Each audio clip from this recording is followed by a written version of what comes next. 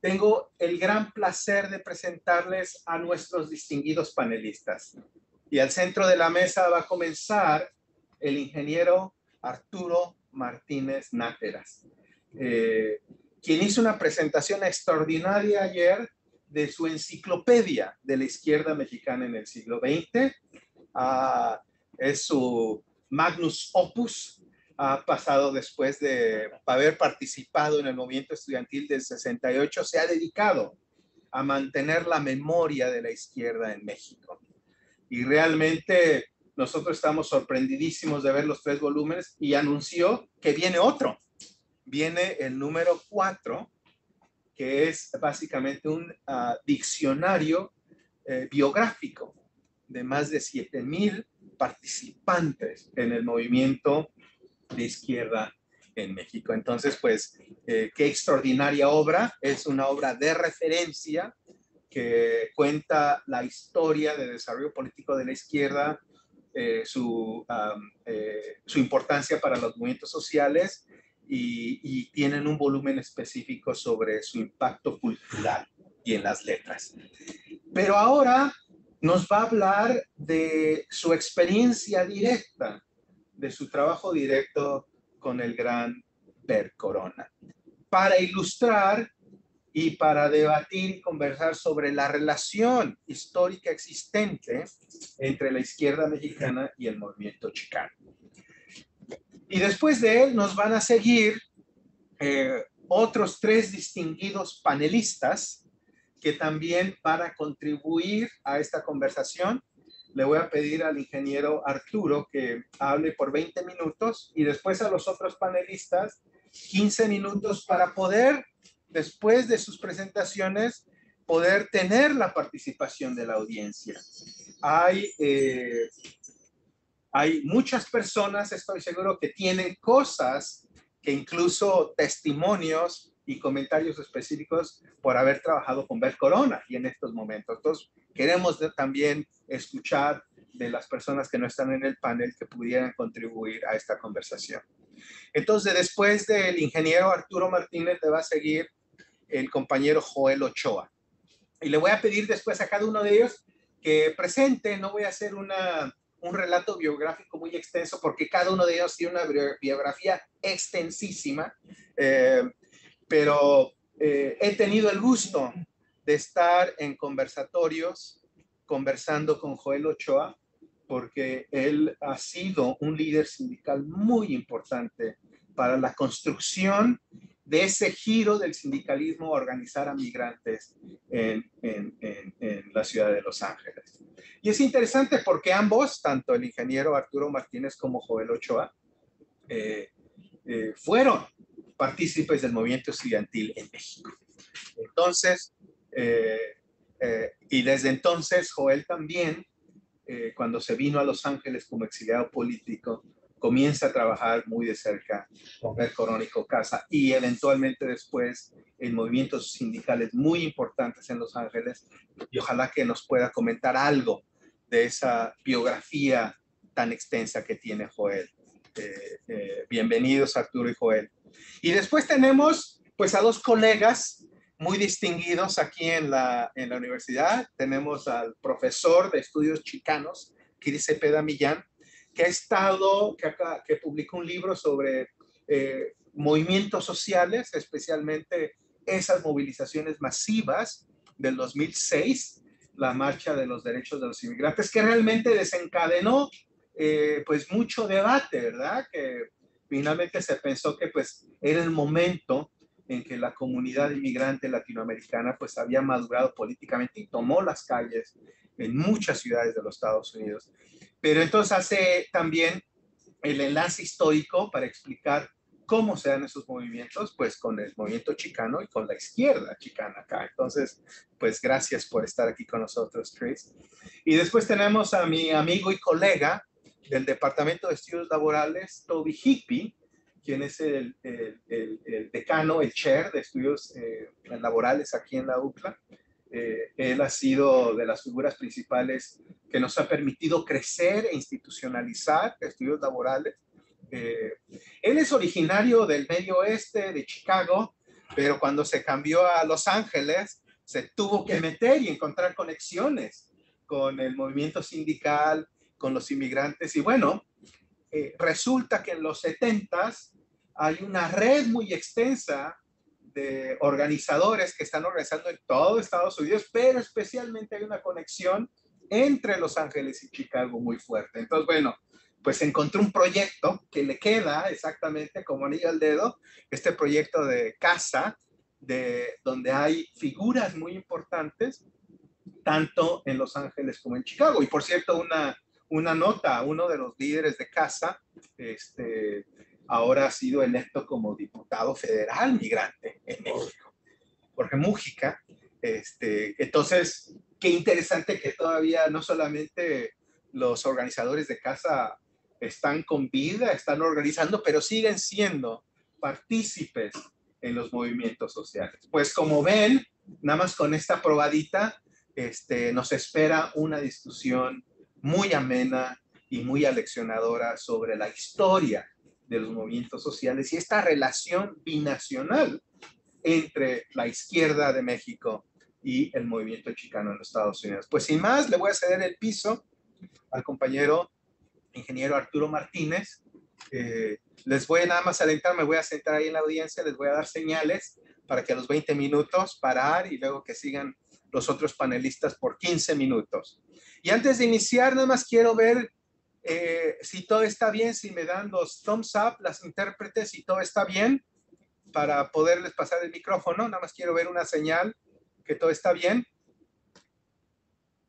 La interpretación está funcionando. Perfecto. Ok, bueno, sin más, vamos a darle la bienvenida a nuestro invitado que viene de la ciudad de Michoacán. Perdón, iba a decir la Ciudad de México, pero viene de la hermana República de Michoacán, territorio liberado. Bienvenido, Arturo, y ayúdame a darle la bienvenida, por favor. El piso es tuyo.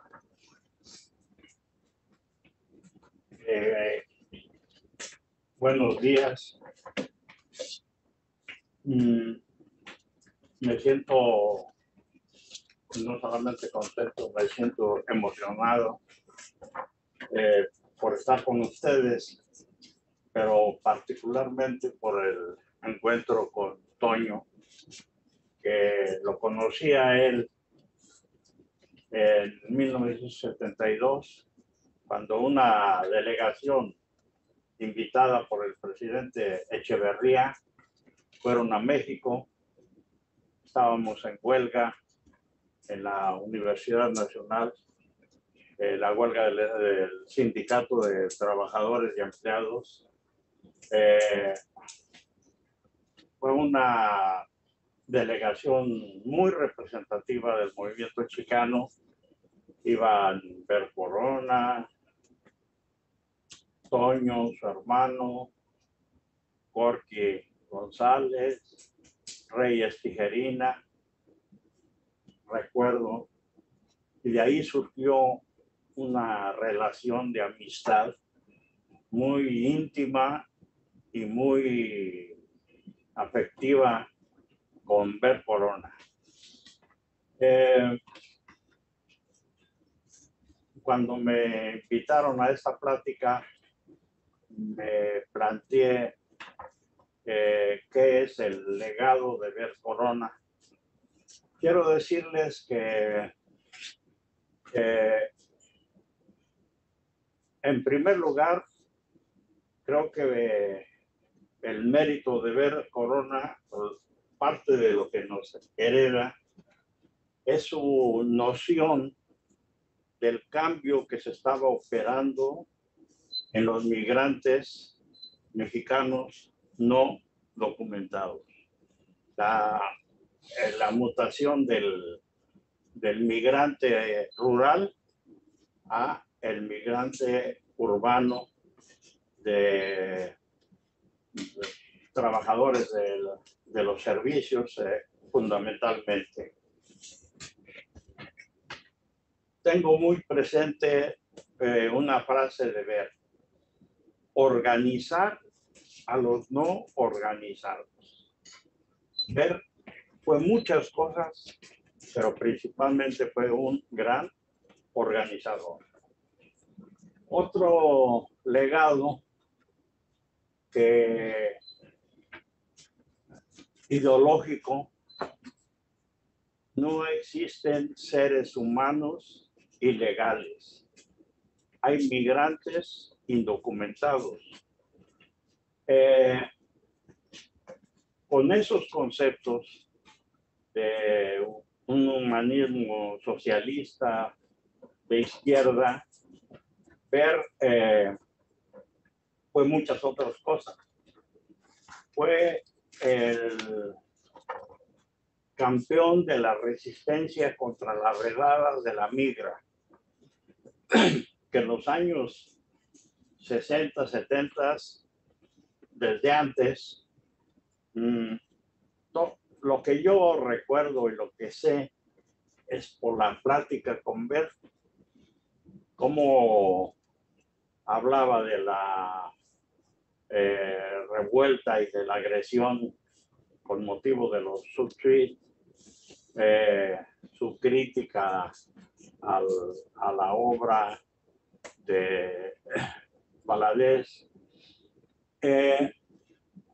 pero Bert luchó como nadie por los derechos civiles y políticos de los migrantes mexicanos, documentados o indocumentados.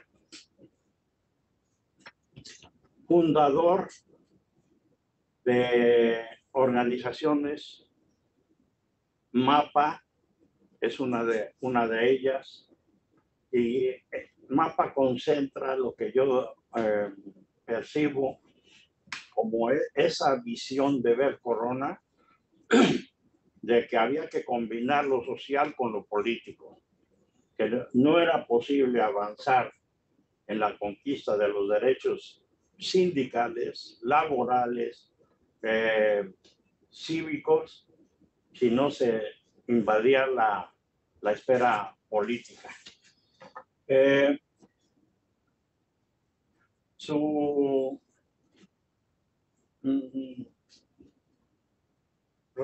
Pienso en la solidaridad afectiva de ver Corona con socialistas y comunistas.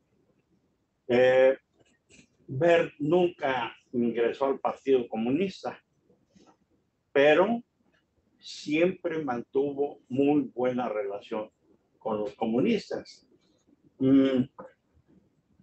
Tolerante, solidario, vivió en carne propia el macartismo, y bueno, algunos compañeros me han recordado que el vínculo que había entre los comunistas mexicanos con los comunistas americanos se manifestó en la solidaridad, pero con el refugio a Gus Hall, que estuvo escondido en México y que al parecer fue detenido en México por el FBI. Pero ya nosotros como generación vivimos intensamente la solidaridad con Angela Davis. Angela Davis era un símbolo para los jóvenes comunistas, no solamente de México, sino de Estados Unidos. Ver nos acompañó en muchos momentos, manifestaciones, manifestación de aniversario 50 de la expropiación petrolera, fundación de Unidad Democrática en el Polifórum Cultural Siqueiros. Unidad Democrática, un agrupamiento que se constituyó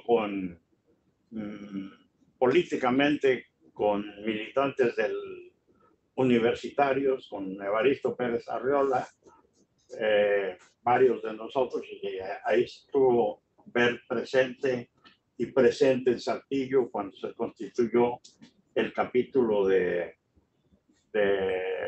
Coahuila de Unidad Democrática, que fue el motor de la candidatura de la postulación de Cuauhtémoc Cárdenas.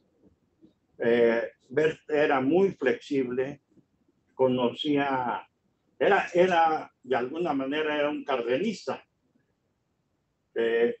Conocía muy bien a Cuauhtémoc, lo criticaba, pero lo apoyaba, y nos empujó a respaldarlo. Y en este sentido, quiero comentarles que estábamos librando una batalla por la inscripción del nombre del general Múgica en el muro de honor del Congreso. Cuando Bert llegó a México, y doña Carolina Múgica, la viuda del general Múgica, estaba internada en el hospital militar, y fuimos Bert y yo a visitarla, y nos encontramos, me encuentro yo con un abrazo íntimo. Resulta que Bert y doña Carolina fueron compañeros en la misma escuela metodista en El Paso, Texas, donde había nacido Bert y donde doña Carolina también había nacido y acudía a la misma escuela.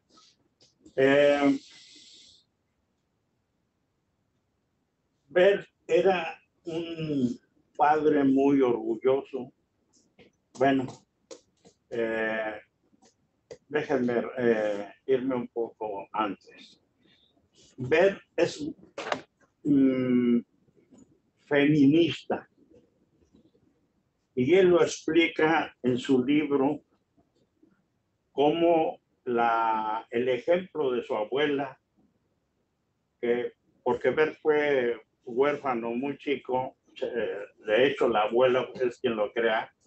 Ella era una mujer metodista, la primera jefa de la aduana del Paso, de una muy fuerte disciplina, y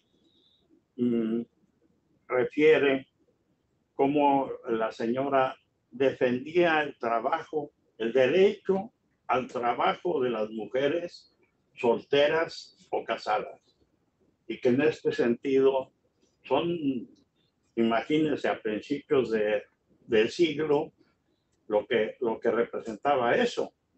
O sea, era con el derecho al voto, eran los cambios fundamentales. Su solidaridad con Josefina Fierro se percibe en el libro biográfico. Su admiración y afecto por Luisa Moreno, con motivo del congreso que organizan, su amistad con Rosaura Revueltas, su vínculo afectivo también con Frida Kahlo, y bueno, a alguien que vivió el macartismo, que era la persecución contra la inteligencia y contra los artistas, pues no puede menos que entender lo que aquello representaba, y cómo Bert, siendo solidario, logró evadir estos riesgos. Y creo que eso parte de los legados principales. Hicimos una amistad personal, me avisas cuando me falten 3 minutos, a grado de que esa señora, mi hija, niña, se vino de indocumentada a los 11 años. Toño la conoció pequeña también, y aquí vivió en casa de Blanche. Hacía su escuela, pero los fines de semana hacía activismo con la hermandad, que tanto casa como la hermandad son dos experiencias organizativas que ameritan un estudio profundo. Ver abrió casa para los mexicanos, para muchos dirigentes estudiantiles que se vinieron, que aportaban su empuje, su radicalismo, pero que también traían el veneno del divisionismo de la izquierda mexicana. Particularmente un grupo de la preparatoria de la UNAM, de la preparatoria número 6, un grupo de la Juventud Comunista al cual pertenecía Jorge Mújica, el Gordo Mora, y a quien influía mucho Pedro Castillo, León de la Selva, que se vinieron y estuvieron aquí en casa con que fue diputado federal, migrante. Migrante. Sí. Y Ver rehuía la confrontación.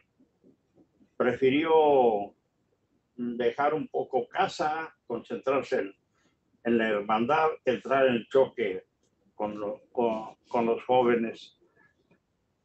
Y yo saco a colación hoy la crisis mundial de migración, una crisis humanitaria, económica, social, universal. Y Ver fue un solidario, un líder que apostaba todo por el derecho a la migración, por el derecho a la libertad de trabajo.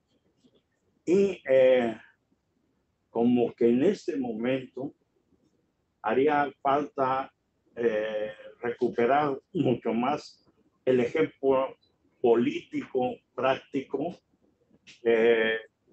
puesto que vemos cómo desgraciadamente en México se ha convertido en un, ya no tanto en un expulsor de migrantes, sino en la especie de la cortina de la Guardia Nacional que contiene la migración centroamericana y sudamericana y haitiana, euroasiática, en fin, y hace falta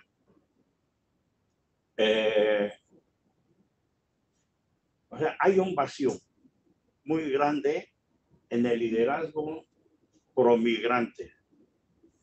Yo creo que este es un problema político y me quiero referir finalmente a el hecho de que Ver era un activo promotor de los derechos políticos electorales de los migrantes. Como ahora que hay un peso electoral de los migrantes mexicanos, de casi 11 millones de votos que se estiman en Estados Unidos y que se disputan los partidos, y cómo es que esos mexicanos que tienen derecho a votar en México por presidente y gobernadores son absolutamente indiferentes al proceso electoral mexicano. Hago una referencia. El pasado 10 de abril, con motivo del revocatorio, se inscribieron en todo Estados Unidos únicamente 14,000 ciudadanos sacaron su credencial para votar, y de esos únicamente 8,000 votaron.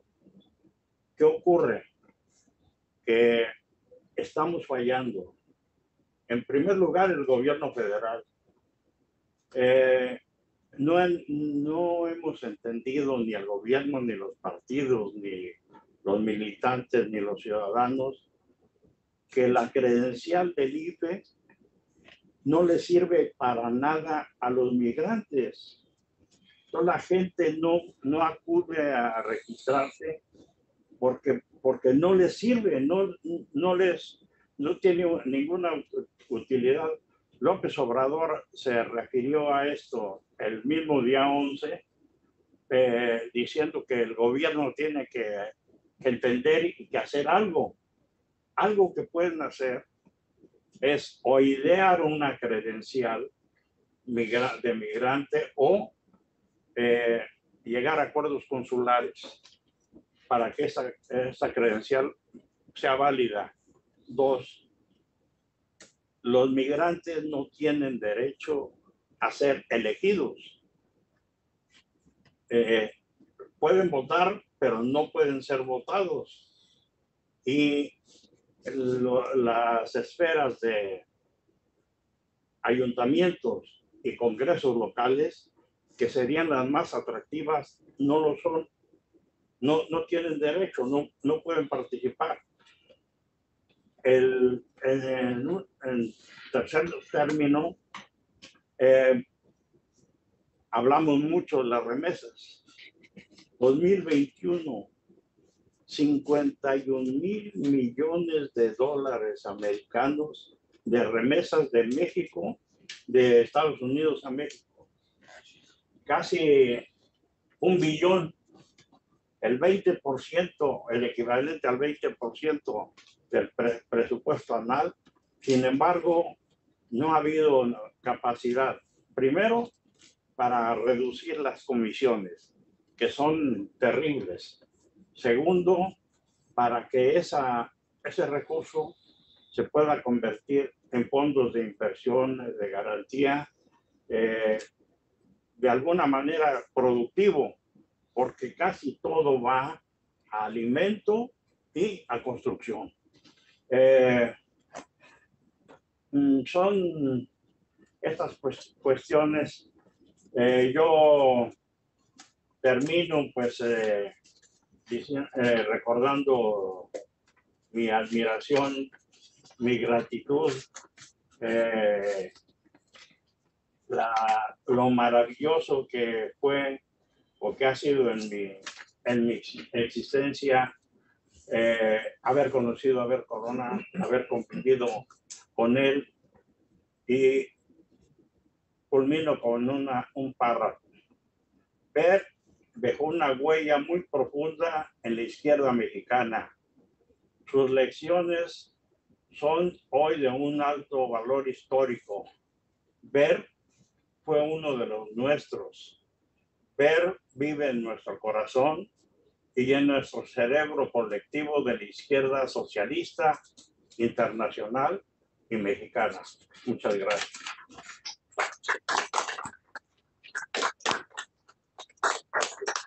Le vamos a hacer la palabra al compañero Joel Ochoa. Adelante, Joel. Bueno,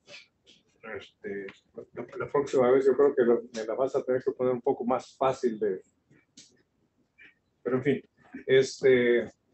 mi nombre es Joel Ochoa, soy un representante internacional del Sindicato de Trabajadores Maquinistas y del Aeroespacio, retirado.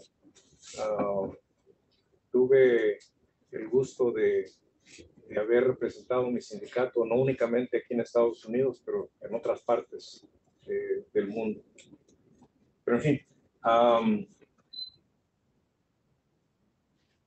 Yo también conocí a Bert Corona en 1972. Mejor dicho, fue la primera vez que nuestros caminos se cruzaron. 1972, yo era un joven que era parte de un movimiento a nivel nacional de educación popular. Nosotros andábamos fundando escuelas a nivel nacional, un total de 9 escuelas que se llamaban preparatorias populares. Eran totalmente independientes. Particularmente yo soy de la generación que participa en la fundación de una de esas preparatorias en la Ciudad de México y otras más en provincia.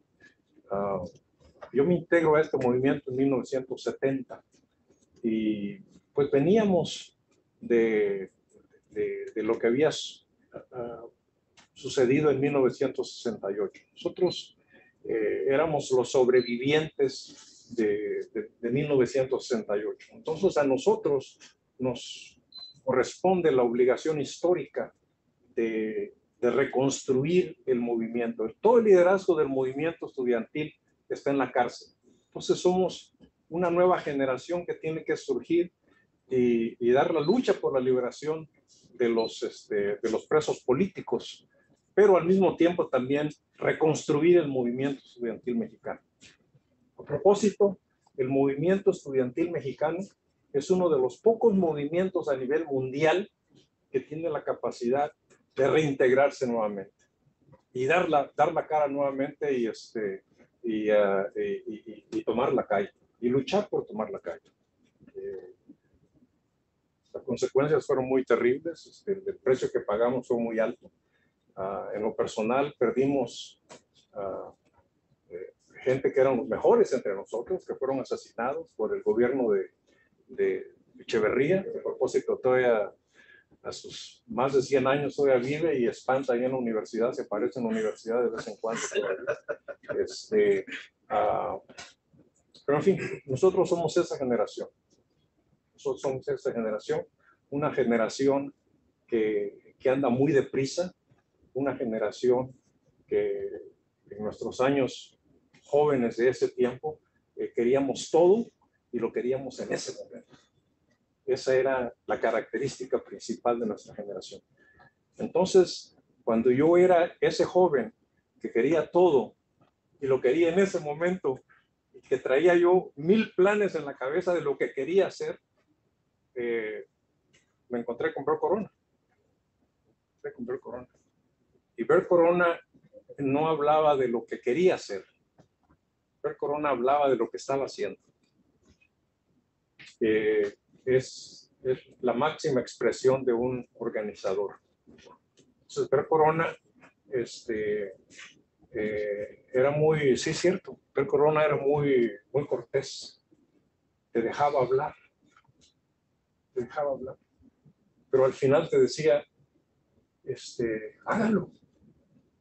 ¿Cómo le puedo ayudar para que usted lo haga, ¿no? Entonces, cuando Bert Corona empieza a hablar así, inmediatamente yo me doy cuenta que había encontrado a la persona que definitivamente era mejor que yo. Definitivamente. O sea, yo no admitía eso de nadie más, pero cuando conozco a Bert, es como que conociste al que no únicamente está de tu tamaño, sino más grande todavía. En fin, ese es mi encuentro con Bert Corona. Él es una persona muy informada, bastante informada. Él sabía cosas en lo particular. Por ejemplo, él sabía del movimiento de la preparatoria popular y yo decía, bueno, pero ¿quién te lo dijo? Entonces, en fin, ese es mi encuentro con Bert Corona. Quiero aprovechar este momento para hablar de lo que dice el programa, ¿no? El legado de Bert Corona. Yo quiero hablar un poco del legado de Bert Corona, ¿no? Y para hablar del legado de Bert Corona, yo quiero hablar de 2 momentos en la vida de Bert Corona. Y cómo llegamos a esos momentos. El primer momento sería en 1987. con la aprobación de lo que se llamó The Immigration Reform and Control Act, o IRCA, o sea, la amnistía, pues, en 1987, que a propósito la firma un presidente republicano de nombre Ronald Reagan. Si vemos mecánicamente ese hecho, vamos a decir, bueno, Ronald Reagan nos dio la amnistía, como muchos lo piensan, ¿no? Pero lo que tenemos que ver es de que detrás de ese momento de la firma, de la aprobación de IRCA, hay todo un movimiento social que se viene construyendo desde los años 30. Desde los años 30, cuando Bert Corona, junto con otros jóvenes sindicalistas, quizá tan agresivos y soñadores como nosotros éramos a principios de los 1970, ellos se plantean la cuestión del trabajador. En ese tiempo no se llamaba trabajador indocumentado, en ese tiempo se llamaba el trabajador mexicano nacional, the Mexican National, decía, mexicano nacional, pero se refería al trabajador sin documentos. Entonces se plantean la cuestión de cómo resolver ese problema, cómo resolver el problema. Y este grupo, que está altamente influenciado por el radicalismo mexicano que llega a Estados Unidos con Ricardo Flores Magón. Con Ricardo Flores Magón está altamente influenciado por el magonismo. Y por supuesto, con el movimiento socialista y también con el naciente movimiento del Partido Comunista de Estados Unidos. Es un grupo bastante avanzado para su época. Y ellos plantean por primera vez, a mediados de los años 30, con Emma Tenayuca en Texas, ellos plantean por primera vez de que el problema de los mexicanos sin documentos era un problema de clase. Era un problema de clase. No era un problema racial, no era un problema étnico, era un problema de clase.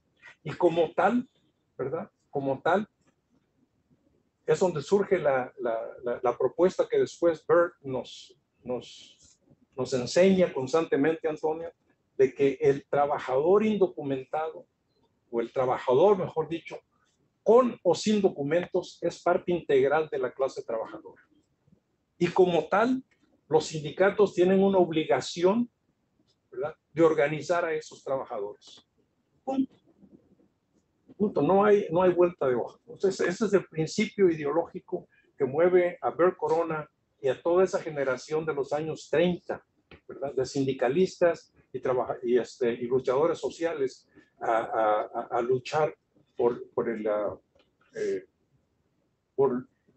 un trato justo, un trato humano para el trabajador sin documentos. Bert Corona, en 1939, cuando él ya está trabajando como organizador tanto de la CIO y el local 26 de los Longshoremen, cuando él está trabajando como organizador para ambos lugares, él plantea la necesidad de crear un mecanismo para ayudar a organizar a los trabajadores mexicanos. Así se llamaban en ese tiempo, los trabajadores mexicanos, no únicamente en la fábrica, sino crear las condiciones sociales para que esos trabajadores pudieran ingresar a las uniones.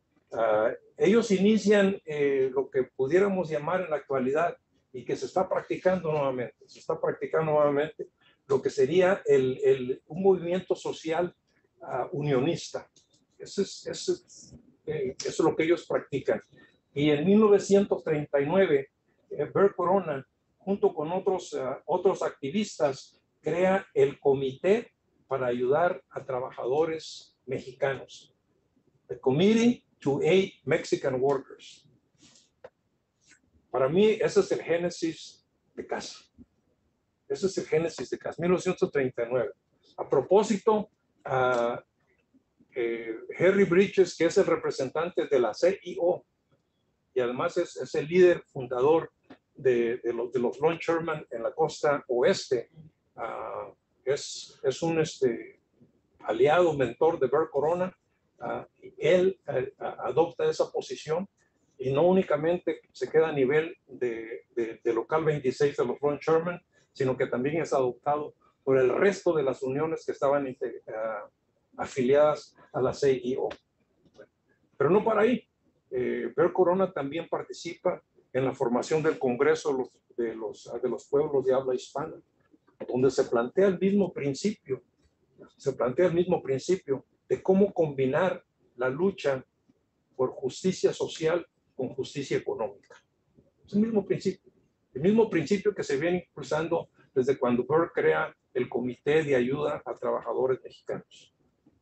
Posteriormente, hay otra experiencia más de la que se habla muy poco en el caso de Bert, es de que se funda en 1949 lo que sería la Asociación Nacional Mexicoamericana, que es una asociación de puros sindicalistas.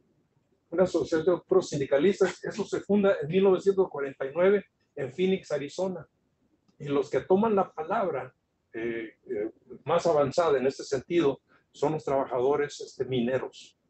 Los trabajadores mineros. Es más, la organización tiene su oficina central aquí en Boyle Heights, en una oficina de los mineros en Boyle Heights. La posición sigue siendo lo mismo, la práctica de lo que es el movimiento sindical, el movimiento social sindicalista. Entonces, como decíamos, 29 años después de haber formado el Comité de Apoyo para Trabajadores Mexicanos, Bert Corona funda CASA, el Centro de Acción Social Autónomo. Eso es en 1968. Y el principio de CASA sigue siendo lo mismo que es en 1939. Exactamente lo mismo. De que tenemos que forzar a los sindicatos a que organicen a los trabajadores inmigrantes. Es una obligación histórica de los sindicatos de tomar la delantera en la defensa de los trabajadores inmigrantes.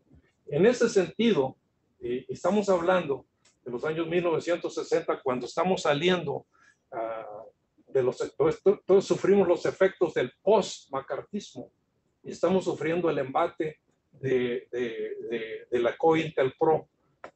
En ese sentido, Bert Corona readopta una posición que no es nada popular entre el movimiento sindical. Nada popular. El movimiento sindical a estas alturas ha cambiado mucho y honestamente es un movimiento bastante conservador. Y empezamos a enfrentar nuevamente en esta etapa lo que enfrentamos al principio del siglo, cuando los mexicanos, junto con otros grupos raciales étnicos, trataban de formar sindicatos y la AFL no les permitía entrar. Tal es el caso de los trabajadores del Betabel en 1905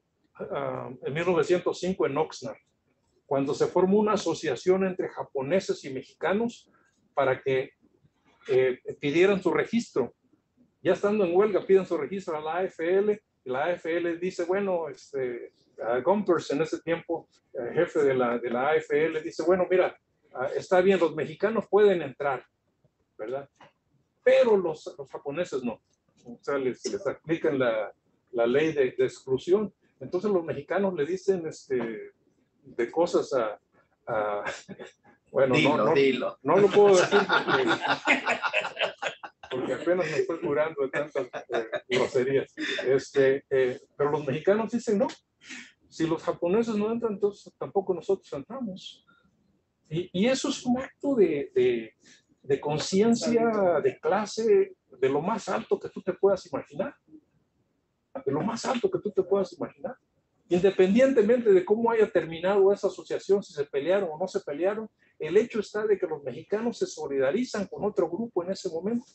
Entonces, cuando llegamos a los años 60, la política de la AFL-CIO ya a estas alturas es tan conservadora como como en un principio, ¿no?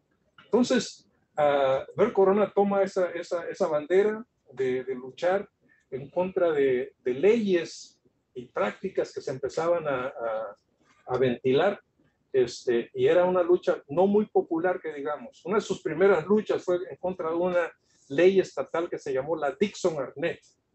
Tú la recuerdas, Antonio, la Dixon-Arnett, en la cual sacaron gentes por miles a protestar en contra de ella.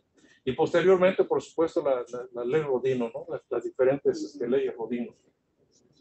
En fin, Corona incluso en casa lanza una campaña por recaudar 1 millón de firmas. Eso antes de las computadoras, pues, 1 millón de firmas. No sé cuántas se juntaron, pero esa era la campaña, 1 millón de firmas a favor de la amnistía. Bueno, 1987, a raíz de la ley de amnistía, por llamarlo de alguna forma, 3 millones de personas regularizan su estatus migratorio. Y esto, hermanos y hermanas, es un acto de mucho poder para la comunidad, porque eso estimula, sobre todo, estimula la organización laboral. A finales de 1980, principios de los 90, aquí en el sur de California se dan 3 movimientos importantísimos. Y yo desafío aquí a los historiadores laborales a que le entren a ese toro. El primer movimiento, que es un movimiento que está considerado de arriba hacia abajo, top-down, es el movimiento de los Justice for Janitors, de los conserjes. Ese sería el primer movimiento, ¿verdad? Que por cierto aquí en Century City nos ponen una madriza que bárbaro, ¿no? El segundo movimiento es el movimiento de American Racing Equipment en 1990. Ellos se organizan, era una fábrica de ruedas en Rancho Domínguez, se organizan y ellos salen a una huelga loca, un paro loco, un wildcat. Ellos salen a esa huelga. Ese sería el segundo. Y el tercer movimiento sería el movimiento de los drywallers. 3 industrias diferentes. El común denominador es que eran 3 luchas laborales en la cual los inmigrantes latinos, mexicanos en su mayoría, eran el liderazgo. Entonces, ese momento, hermanos y hermanas, crea las condiciones para estimular la organización aquí en el sur de California. Y gracias a eso, el concilio laboral local es el segundo más grande con más de 800,000 afiliados en todo el país. Entonces, hablamos del legado de Bert Corona, ese sería el momento número 1. Y pido un poquito más de tiempo para hablar brevemente del momento número 2. Para mí el momento número 2 sería 7 años más tarde con el pasaje de la aprobación, porque nos ganaron, de la proposición 187. La proposición 187. Como ustedes saben, la proposición 187 es una proposición anti-inmigrante que es aprobada. Y a propósito, una vez más con los historiadores, estoy dispuesto a compartir mi archivo de la 187, siempre y cuando lo veamos en este contexto. Se crea una coalición para pelear en contra de la 187, y en esa coalición la fuerza dominante son los sindicatos, somos los sindicatos. Incluso hay pleito entre los sindicatos si le entramos o no le entramos. Entonces, hay otras fuerzas comunitarias, como One Stop Immigration, por ejemplo, fue un papel importante. Hermandad, de cierta forma, también le entran a esta lucha. Pero en 1987, lo importante es que nuestra posición en la lucha en contra de la 187 es que tiene que ser para derrotar a la 187, no en base de los números, no se trataba de base de un sexy, ¿cómo se llama? Un anuncio muy sexy, convencer a alguien de que votara en contra de la 187. Nosotros planteamos de que había que derrotar a la 187 en su contenido y que había que denunciar a la 187 como lo que era un ataque racista en contra de nuestra comunidad. la comunidad ya más amplia, ya no éramos únicamente mexicanos, sino habíamos otras nacionalidades. Bueno, nuestra propuesta era de que los sindicatos tomaran la batuta en ese sentido. Y logramos que el presidente nacional de la AFL-CIO en ese momento, Lane Kirkland, tomara una posición de condena en contra de la 187. Tengo esa documentación. Y una vez que logramos eso, el ir a hablar con los sindicatos locales se nos hizo muy fácil.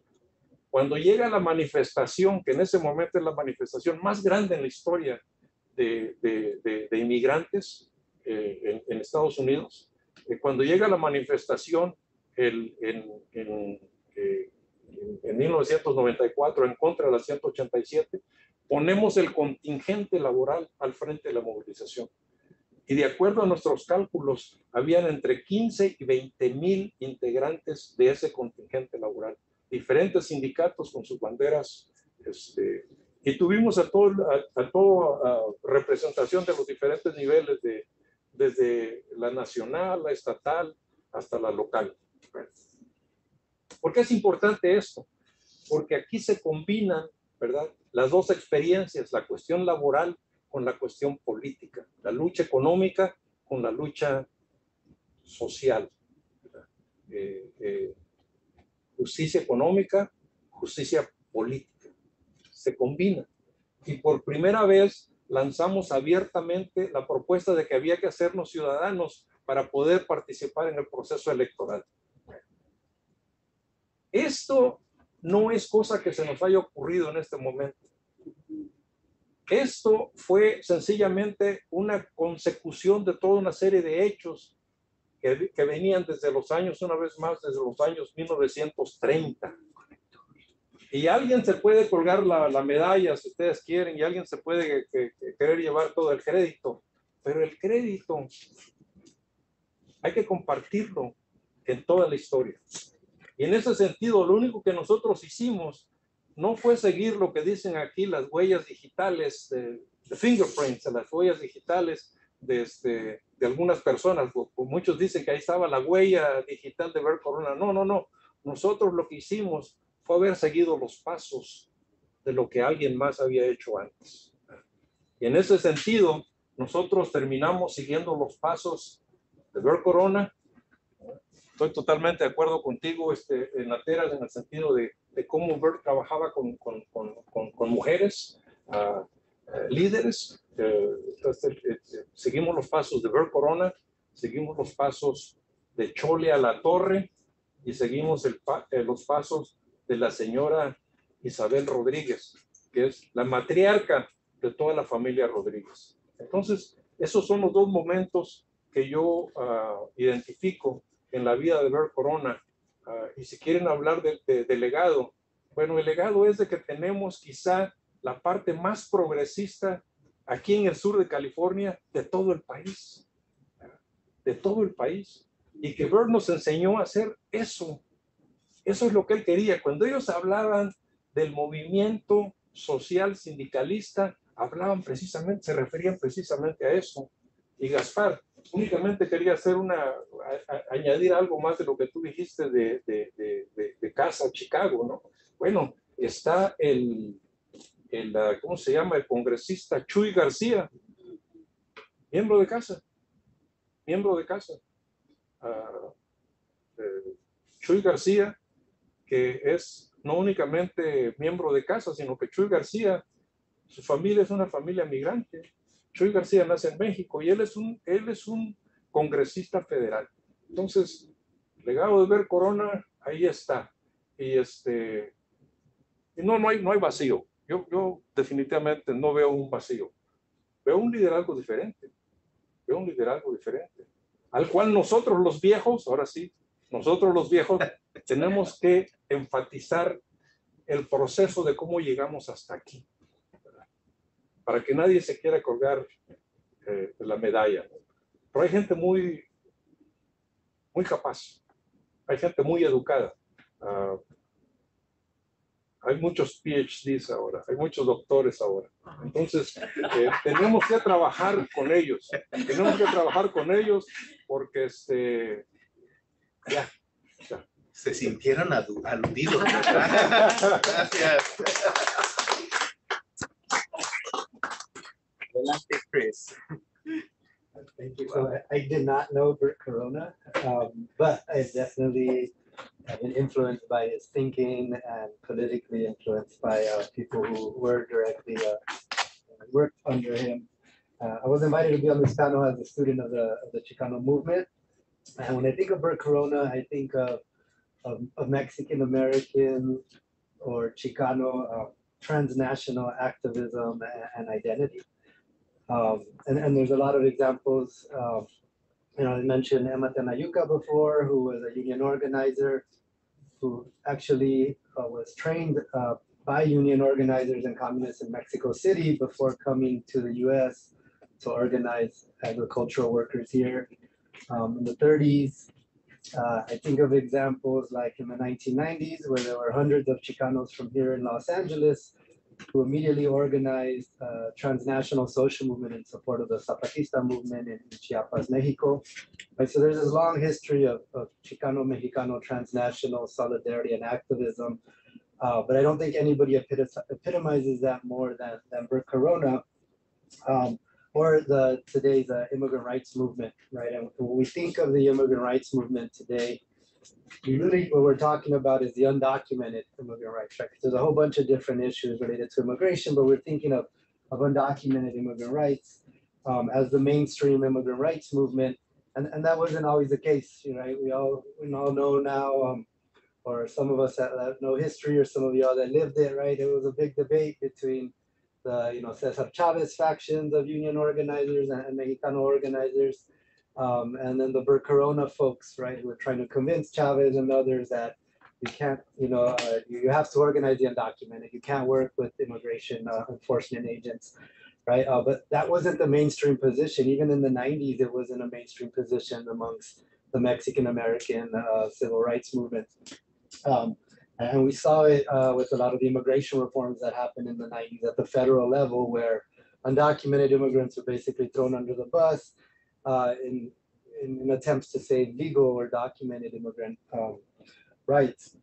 All right, but I would say that the movement I study the most, which is 2006 immigrant mass mobilizations, where we had 5 million people all across the United States march against the Sensenbrenner bill, which wanted to make undocumented immigrants and anyone who associated with them criminalized, and undocumented immigrants into felons.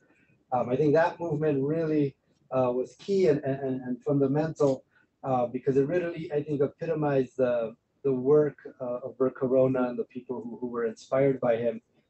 After 1 million people marched here in downtown Los Angeles, I ran into Chole Alatorre at a conference, and she told me, I asked her if she was at the march, and she said yes. She goes, I go, what did you think? And she goes, Señor, Bert Corona was looking down with a smile, because the first time we walked down Broadway, there was only a handful of us with undocumented immigrants, and the LAPD was pointing guns at us the whole way. We marched from Broadway all the way to City Hall, where there was more guns and people were yelling stuff at us. And we were scared, but we walked with our heads up, for undocumented immigrant rights. Fast forward to 2006, where you had 1 million people take over downtown Los Angeles. Some of the leaders of that march were people like Nativo Lopez, who was trained by Bert Corona, or the late Nativo Lopez, who passed away recently. People like Maria Elena Durazo, who was the head of the Los Angeles County Federation of Labor at the time, who was also a casista, right? They helped organize this march. And this time, when they arrived in downtown Los Angeles, who was there to greet them? The mayor of Los Angeles, who was Antonio Villaraigosa, who was also a casista, right? He also came out of Casa. And so there was this kind of poetic, but yet important influence of Bert Corona and the casistas that he trained, right? Where the mayor of Los Angeles this time announces or welcomes the crowd, saying no human being is illegal, right? a direct quote, a direct ideology, direct politics that was now mainstream in Los Angeles, California, and US politics as a result of the people that we heard mentioned today. 2006, I think, is a very symbolic moment because it was important for a lot of reasons, because I think it was a moment that the United States left, the American left, could no longer ignore the issue of migrant rights, right? To the point now where academically it's impacted us because we talk about intersectionality and social movements and how we always have to consider race, gender, sexuality.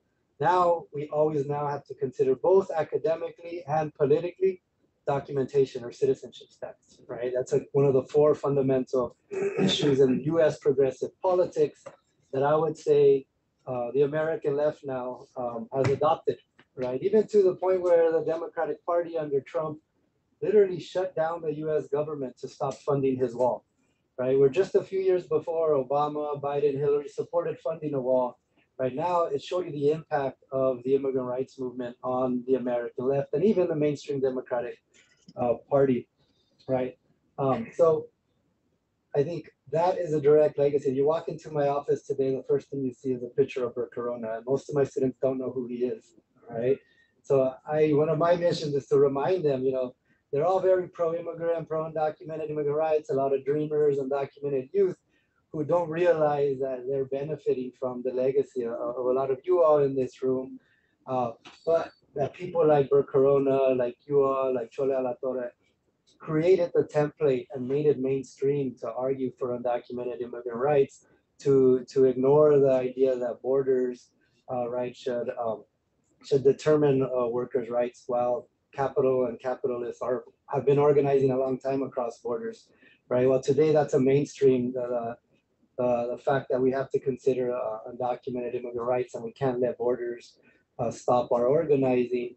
I think Bert Corona, more so than the Zapatista movement, more so than Emma Tenayuca and the socialist communists of the 1930s who did transnational organizing in the US and Mexico. I think Bert Corona symbolizes that more today, and you can't talk about today's immigrant rights movement without talking about it being founded by, at least ideologically, by Bert Corona, Chole Alatorre, and those of you in this room. So that's my take on the legacy of Bert Corona and your legacies as well. And I'm very honored to be on this panel, to be part of this discussion. Thank you. Thank you, Chris. Y ahora vamos a dar el piso al profesor Toby Hickney. Adelante, Toby. Thank you, Chris. It's a real pleasure to be here. I'm sort of the voice of history, the professional historian, but it's really great to be here amongst those of you who've made history. And I've enjoyed listening to you today, but also spoken to Joel several times and heard his story. So I'm going to talk a little bit about the longer term, try to place Bert Corona and his movement in a longer term of US and left, and less so the North American left, because it's not my specialty. I'm trained as the US labor historian, and that's sort of where I come late to Bert Corona, as Gaspar mentioned, but it's been a real joy and a pleasure to intersect with his tradition and to learn from that. So one of the challenges of studying the left in the United States is that there's no Labor Party here. There's no really functioning, stable socialist or communist movement. Of course, there are many socialists and communists, and there have been many rising and falling of different movement formations. But the fundamental fact of the US left is one of organizational discontinuity and frankly, weakness. The historian James Gregory has described the US left as a series of shifting coalitions, rising and falling, seeming to almost win and then fail, and dissipate and disappear. And so we often look back on the American left as a history of failure, and perhaps more crucially, a history that is not connected to the past. So, or not connected to the present. So a lot of activists today feel like, in a sense, they have to recreate the entire movement. And that has been one of the most effective successes of the anti-radical movement of the United States, I would say, is to destroy the connection between the present and the past. But as we're hearing today, and as we can see in the history, and look at a deeper, personal level, in the case of Bert Corona, the connections are there across time and across organizations, across themes, and it's important to look back on those connections. So Bert Corona's long and varied career connects the social movements that we think of as distinct. He was part of the mass mobilization of the 1930s Popular Front. He organized workers and communities straight through the anti-communist 50s and into the restive and hopeful 60s. He launched the key social movement of a key social movement of the 1970s, the Center for Autonomous Social Action, CASA, and he pushed for immigrant rights and amnesty well into the 21st century. And as Chris has said, that's been a major transformation of the American left.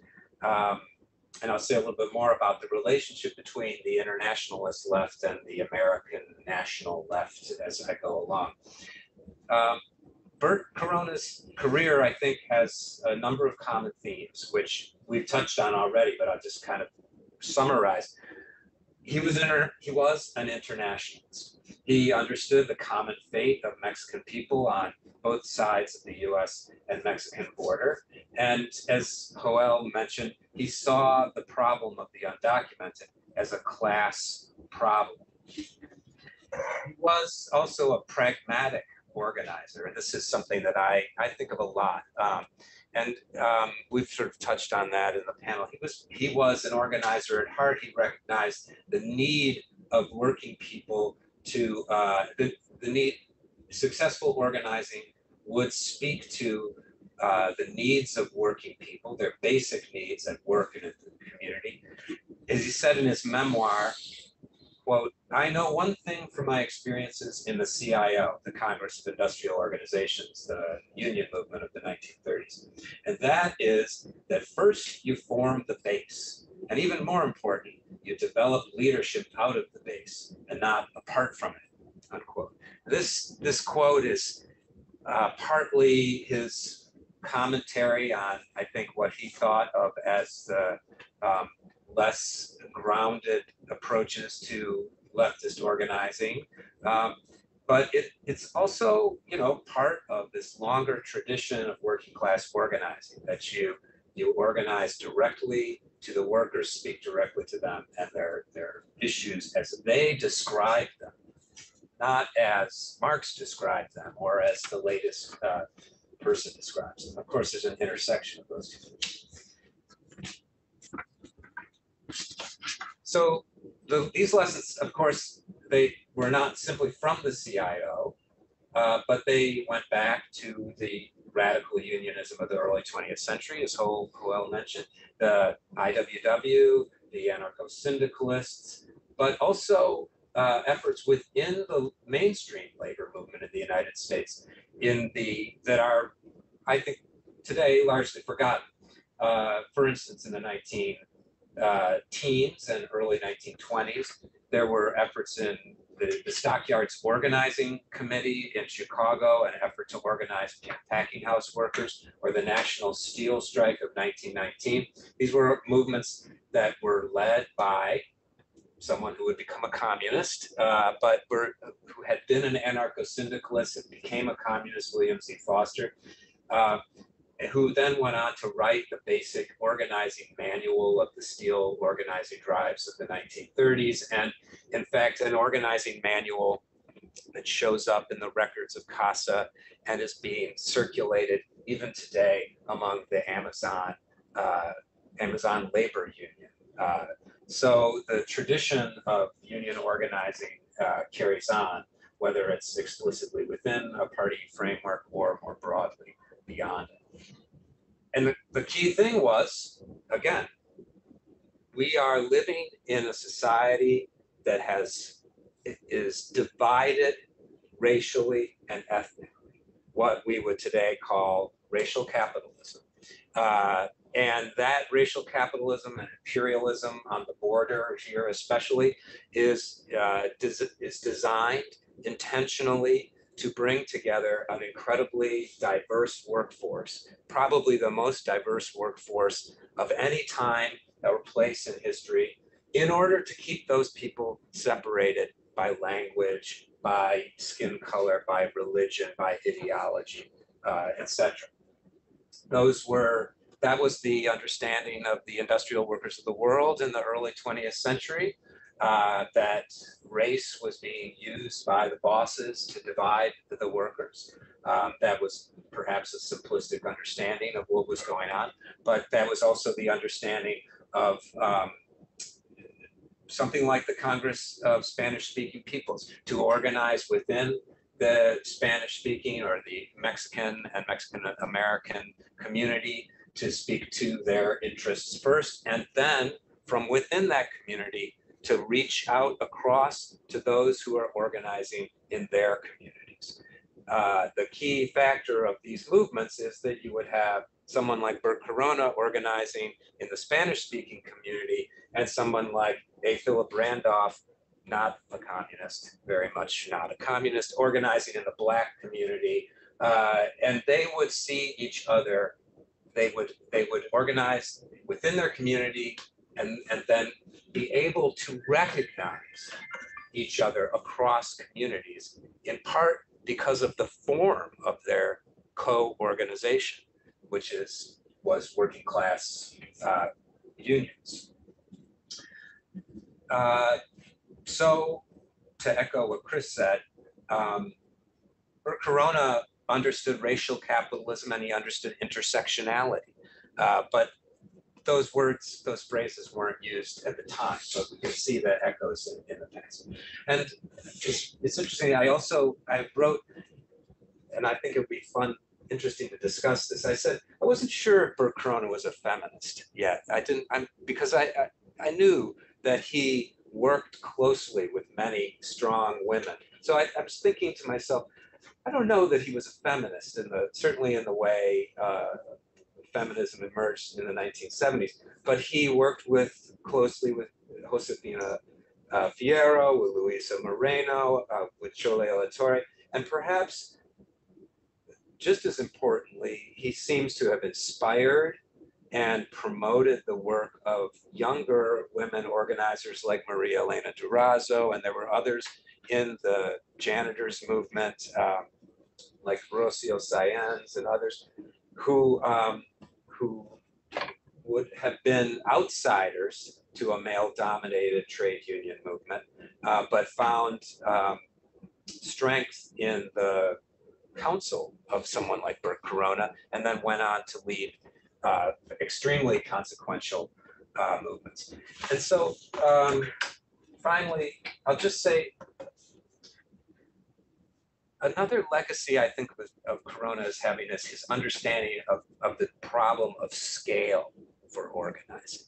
So we think of CASA as a local organization in Los Angeles, or often it's thought of as, and it was, in a sense, a workers' center that was organizing immigrant workers here in Los Angeles and doing amazingly innovative things, which they borrowed from other people. But that's the way organizers work. They borrow all the best ideas and use them for their own purposes. They would give people identification cards because they knew that you just needed an identification card, and even if it wasn't legal, that was sort of like a piece of legality in practice, in a sense.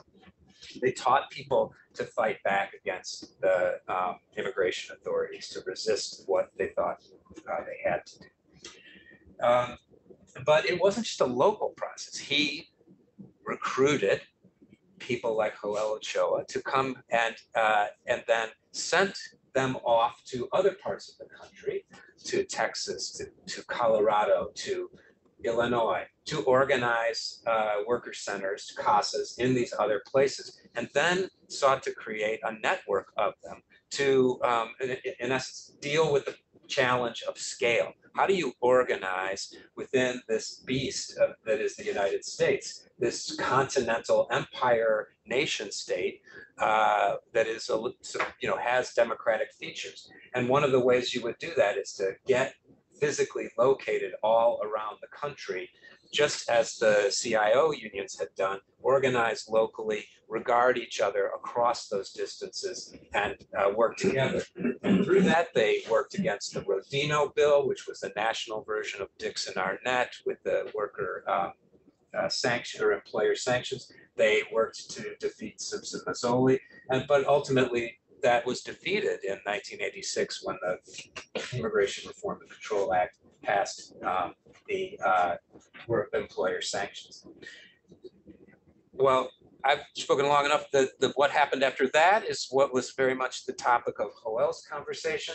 I would just point to the incredible richness of the pragmatic organizing that takes place in the best parts of the labor movement today, which is not to say the entire labor movement, but the best parts of the labor movement, whether that's the Amazon labor union, which is organizing outside of the formal union structure, or Unite Here Local 11, very much a formal union that is organizing not simply in Los Angeles, but moving out to all of Southern California, to Arizona, and even to Georgia and Pennsylvania, to fight against the political reaction that's taking place today. Because without stopping that political reaction at a national level, many of our local efforts will come to naught. So thank you. It's been a great pleasure to be here.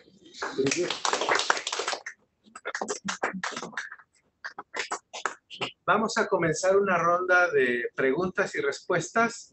Comenzamos en la sala y luego voy a pasar a las preguntas que hay en Zoom. Entonces quiero cederle la palabra si hay alguna pregunta aquí en la sala, que lo hagan en voz alta. Y adelante. Y a ver si las intérpretes nos pueden escuchar. No tenemos el micrófono para la audiencia. Adelante. Buenas tardes, me llamo Angelina Corona. Tuve el privilegio de estar casada con Ver los últimos 6 años de su vida. Estoy aquí porque me enteré que Arturo Martínez iba a estar aquí, ¿verdad? No solamente que Arturo respetaba mucho a Ver, pero también Ver respetaba mucho a Arturo, y viajamos varias veces a México a visitarlos, a visitar la cooperativa cafetalera que ustedes tienen A la allá. pintada. Ajá. Sí, estamos participando en las elecciones de México un poquito porque el consulado de México es difícil aquí para que la gente se registre para votar. Entonces, necesitan hacer citas en línea, la gente no sabía hacer a veces. Tenemos una organización, Hermandad Mexicana Nacional, donde hacemos muchos ciudadanos, ¿verdad? Y, reconozco el legado más grande de Ver, ¿verdad? Uno piensa que por juntarse con los más importantes, uno va a ser importante, ¿verdad? Y Ver se hizo importante por defender a los que menos podían, menos tenían, ¿verdad? Si llegaba a la oficina, al que le daba preferencia, pues era al más pobre, ¿verdad? No al que le estaba tratando de algo más, ¿verdad? Entonces, es un legado grande de Ver de otros organizadores alrededor de él.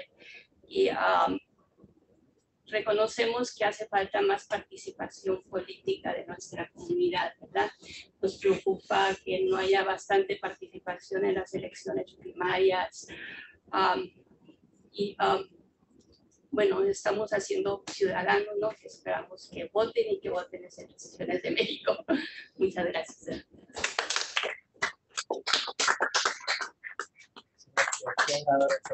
Gracias por sus palabras. ¿Alguien más en la audiencia?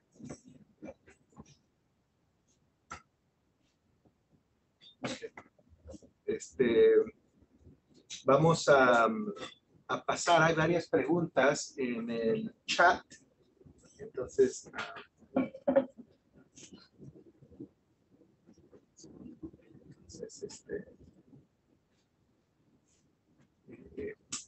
está Joel Ortega, manda saludos a su tocayo, Joel Ochoa, y él pregunta específicamente a Joel, pero si los demás panelistas pueden comentar. Y dice, ¿cómo pudieron transitar del movimiento estudiantil mexicano al movimiento sindical de los Estados Unidos? Además de lo que les apoyó ver Corona, ¿qué idea política y teórica los inspiró? Entonces es una pregunta para esa generación que se vino ya politizada y cómo se incorpora. Yo le entro. Adelante. Mi papá era ferrocarrilero. Mi papá participa en las huelgas nacionales de ferrocarriles. Mi papá era vallejista. El líder en ese momento era Demetrio Vallejo y un comunista, Valentín Campa. Mi padre era vallejista y de cariño le decía el chaparrito. Mi papá era chaparro, pero Vallejo era más chaparro todavía que y un dato curioso, ¿no? De que cuando yo le platiqué a mi papá de que yo era parte de la Asociación Internacional de Maquinistas y Trabajadoras Aeroespaciales, y se lo dije en inglés, y me dijo, los maquinistas, él sabía sobre mi sindicato en México, porque la generación antes de la de él fueron miembros, muchos de ellos, como 20,000, fueron miembros del AIM. ¿Por qué? Porque en el primer contrato que firma mi sindicato, que es el Hutchison, Topeka y Santa Fe, en 1892, logran la jurisdicción tanto para Canadá como para México.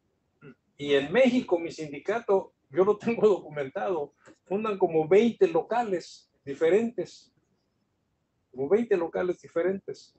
Y luego, por supuesto, eso es algo que yo he levantado en mi sindicato, por racismo mismo dentro de mi sindicato, en lugar de ver hacia el sur, donde estaba el futuro, basado en los números, vieron más hacia el norte, hacia Canadá, donde pues es un país enorme geográficamente hablando, pero en términos de la población, pues ahí nos vamos echando un tiro California con todos ellos, ¿no?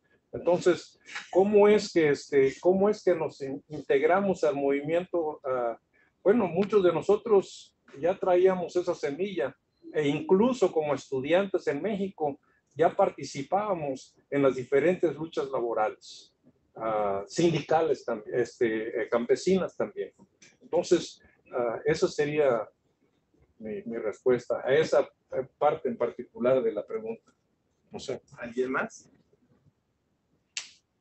Ok, hay otra pregunta para todos los panelistas. Esta viene de Eduardo Díaz y dice él que me interesaría escuchar qué piensa Arturo, pero también todos los panelistas de los movimientos antilaborales y lo que parece ser un resurgimiento de la derecha, tanto en México como Estados Unidos. Además, Arturo, usted mencionó un poco sobre la inmigración haitiana y centro y sudamericana en México. ¿Qué tratamiento político les da el gobierno federal? Entonces, una pregunta para todos sobre el surgimiento de los movimientos antisindicales en ambos países, y la otra pregunta más específica sobre el trato que se les da a los migrantes en México mismo. Estamos hablando mucho de la lucha de los inmigrantes acá, pero en México ahora resurge ese tema. Adelante, comenzamos con Arturo y luego después los demás panelistas. Gracias, Gaspar. Primero, les comparto que pronto vamos a publicar la edición en castellano del libro testimonial y autobiográfico de Ver Corona. Adquirimos los derechos del libro de Mario García con el prólogo de Montgomery, porque creemos que los jóvenes y la gente de habla castellano tienen derecho a conocer este texto. El gobierno mexicano tiene una política equivocada para ser amable en el trato con los migrantes. No únicamente con los haitianos, con guatemaltecos, salvadoreños. Apenas hoy aparece en los medios la disolución de una caravana. Al principio de la administración de López Obrador, cuando se designa a Tonatiuh Guillén, había una esperanza de una política migratoria solidaria. Creo que Tonatiuh no aceptó ser parte de la represión y renunció. La política migratoria del gobierno mexicano es una vergüenza. Es una vergüenza internacional porque trata peor a los migrantes que la migra trataba a los migrantes mexicanos. Apenas hace unos días Trump declaró que había doblado a López Obrador en la política migratoria. ¿Cuál fue la respuesta de Andrés Manuel? Es un poco burdo, pero me cae bien. O sea, a un señalamiento político de fondo, responder con una supuesta broma. La política antisindical, pues es una característica del capitalismo. La política contra los trabajadores es sustancia del capitalismo. Entonces no esperemos que el explotador vaya a tratar con amor al explotado. Y al revés, como decía Rosa Luxemburgo, el explotado que trata bien al explotador ama al enemigo. Entonces, es sustancial al capitalismo, sobre todo ya en esta fase del desarrollo. Pero en México, en los años 50, 60, 70, una política antisindical represiva, aplicando el ejército, la policía, encarcelando. En nuestra edición de la tomo 4 de la izquierda mexicana, vamos a publicar una relación de casi 1000 presos políticos que en el siglo XX, más de 1 millón de años de cárcel. Entonces, muchos de ellos fueron sindicales. Ya menciona a Joela Vallejo, pero antes de Otón Salazar, los maestros, la caravana del hambre de Nueva Rosita, los mineros, en fin, una política antisindical. No tenemos hoy en México una política de libertad sindical, no la hay. Hemos llegado al extremo de que el Estado, el gobierno, organiza las elecciones del sindicato petrolero. O sea, es el colmo de los errores del tipo político, pero sin lugar a dudas hay una generación que ha librado batallas muy importantes en el ámbito sindical. Y bueno, me da gusto la experiencia de Joel, es la experiencia de muchos dirigentes estudiantiles y es la experiencia de una generación. Y es la experiencia que están viviendo actualmente, porque no habrá democracia si no hay libertad sindical. ¿Alguien más tiene otro comentario? Le voy a dar, está Jorge Mujica en línea y le voy a ver si... Quítalo. Voy a ver si puede hablar. Pero ¿alguien más tiene otro comentario? Saludos. A ver, Jorge, adelante, estás en línea, te estamos escuchando. Si quieres prender tu cámara.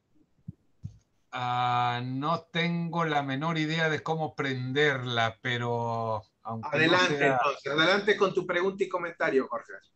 Sí, claro que sí. Saludos, Arturo, y saludos, Joel, dos grandes amigos por muchas décadas.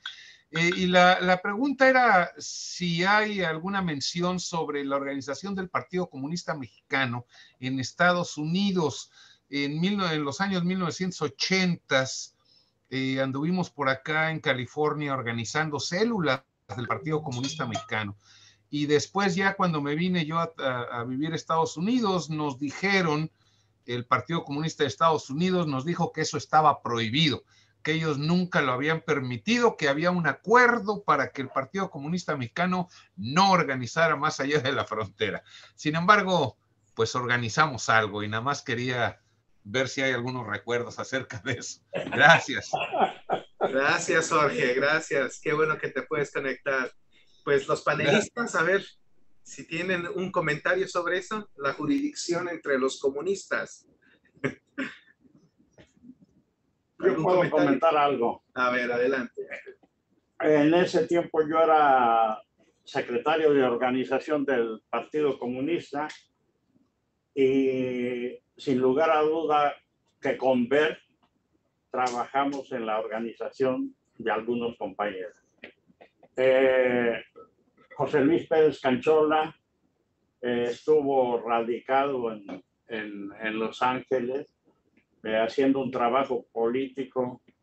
Bueno, yo ya había mencionado que algunos de la Prepa 6 se vinieron a Estados Unidos, entre ellos Jorge, Pedro Castillo, que estuvo aquí y sí hicimos trabajo, pero sobre todo de organización de los migrantes, en la lucha por los derechos electorales, que incluso en el programa del Partido Comunista se incluyó el reclamo del voto a los indocumentados. Hicimos algunas otras travesuras, pero que serían materia de otra discusión. Gracias. Saludos, Jorge. No. Gracias. Gracias, Jorge. Saludos. Saludos, Jorge. Saludos. Muy bien, estamos llegando al final de la transmisión.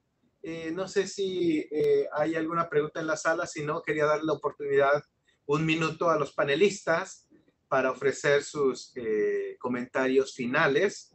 Escucharon a los otros panelistas, entonces pues pudiera hacer un comentario de lo que escucharon y la importancia de continuar este diálogo intergeneracional. Esto comienza para seguir hablando sobre el legado político de Bert Corona y la conexión histórica que hay y de los resultados que tenemos. Entonces, sin más, pues podemos dar los comentarios finales como fueron las participaciones. Invito a Arturo, después a Joel, después a Chris y finalmente a Toby para dar sus comentarios finales y de 1 o 2 minutos, por favor, para antes de cerrar esto. Adelante, Arturo. Sí, bueno, yo agradezco mucho la invitación. Quisiera llevarme un compromiso que cuando esté editado el libro en castellano se organice la presentación aquí en en UCLA, y agradecerle a Angelina su presencia.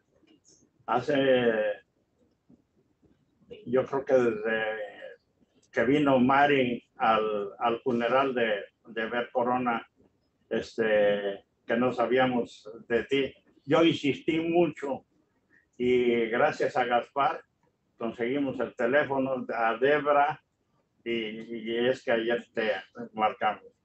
Te mando un beso públicamente. Gracias a todos, compañeros. Gracias, Joel. Ha sido una muy aleccionadora esta experiencia. Hay infinidad de cosas que no sabemos mutuamente de lo que fue Bert Corona. Hay un diamante por descubrir. Gracias. Gracias, Arturo. Joel, adelante. Una cuestión muy importante es no desestimar la experiencia que trae el inmigrante. Muy importante porque esa experiencia el inmigrante la ha logrado acoplar a la realidad aquí.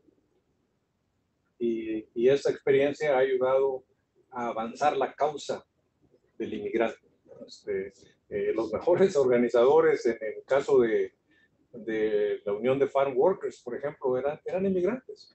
En el caso de CASA, eran inmigrantes. En el caso de toda esa generación de los años 30, eran inmigrantes. Entonces, no hay que... y para cerrar, nada más quiero decir una cosa. De las 3 principales luchas que transformaron el movimiento laboral en el sur de California está American Racing. Una vez nos sorprendimos, y mi jefe, que en ese tiempo era Dave Ziegler, el director de la región 6 de la AFL-CIO, yo me despierta a las 5 de la mañana. El hombre creo que era lechero o algo así allá en Colorado, pero el hombre se para a las 4 de la mañana todos los días a correr, ¿no? Entonces anda corriendo en el centro de Los Ángeles, levanta la copia del periódico Los Angeles Times, y ahí descubre que los trabajadores de American Racing Equipment sin sindicato están en huelga. Entonces me llama y me dice que si yo sé algo de eso, déjame despertar primero, ¿no? Pero me manda a entrevistarme con esos trabajadores. Es una huelga súper bien estructurada. 1,200 trabajadores, ¿verdad? Que no, o sea, batallamos con el idioma, pero de que sabemos, sí sabemos organizar, ¿verdad? Y el dirigente de esa huelga es nuestro amigo Macario Camorlinga, que viene huyendo, es un refugiado político no declarado, viene huyendo de Lázaro Cárdenas. A una edad muy temprana tiene que huir de Lázaro Cárdenas. ¿Por qué? Porque también anda organizando ya en contra del sindicato charro. Entonces llega aquí y se conecta con una pareja de personas ya de edad avanzada, sindicalistas, que tratan de organizar American Racing y que le enseñan a Macario, ¿verdad?, cómo funciona la ley laboral norteamericana. Entonces, ellos pierden la elección en ese tiempo, ¿verdad? Pero Macario hace la conexión de su experiencia con la experiencia de esos dos personajes. Bueno, esos dos personajes eran Bert Corona y Chole La Torre, que estaban tratando de organizar ese local, esa fábrica para un local de los Teamsters, que ellos trabajaban muy cerca con los Teamsters. Entonces, no hay que desestimar la experiencia. Quizá nosotros no sabemos ese pequeño detalle, no sabemos cómo funciona. Incluso yo voy a cumplir 50 años aquí, todavía no sé cómo funciona the National Labor Relations Board, mejor dicho.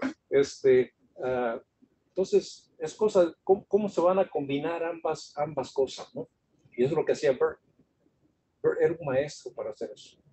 Él sabía cómo utilizar la experiencia radical que venía del sur de México, con el conocimiento aquí, el ABC, que muchos de nosotros no sabíamos, y en mi caso particular, yo todavía no sé.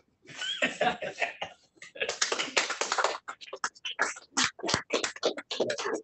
Adelante, Chris, el piso es tuyo. No comments, just thank you for letting me share the panel with these legends here. Toby? Likewise, thank you so much. It's been a real pleasure. I'll just say that I was definitely struck by Arturo's comments about the politics of immigration inside of Mexico and the need for Bert Corona's legacy to be known there. So it's great to know that the book has been translated, and especially because we will be offering a binational class with students at UNAM. So given what's going on in Mexico today with immigration, but also labor law change, it's a pleasure that we'll be able to participate in, more education and building ties between the United States and Mexico.